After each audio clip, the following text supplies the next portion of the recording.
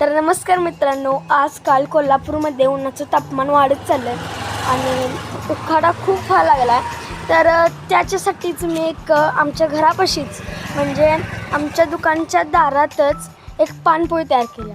तर चला बघा. मी असा बोर्ड केला आहे, पानपोळी कोल्हापुरी बॉस 2 यूट्यूब, आणि इकडं शिवजयंतीची तारीख टाकली कारण शिवजयंती दिवशी मी हे पानपोळीची सुरुवात केली.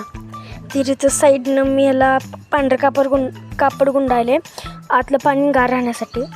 इथं ग्लास एक हे आता प्लेट काढूया. तुम्ही बघू शकता पूर्ण पाणी भरलं आणि गार पाणी आहे पूर्ण, आणि झाडाच्या सावलीत मस्त बसून पाणी प्यायला येते आपल्याला. तर माझी पण एक इच्छा आहे की तुमच्या जर घरापाशी अशी जागा असेल जिथे माठ ठेवण्यासाठी जागा आहे तर तिथे तुम्ही पानपोळी चालू करा. आणि आजकालच्या वाढत्या तापमानाच्या वेळी माणसांना पाणी पिण्यासाठी देखील बाटली विकत घ्यावी लागते. तर हे करायला नको म्हणून आपण अशा पानपोळी चालू करून लोक जनसेवा करू शकतो.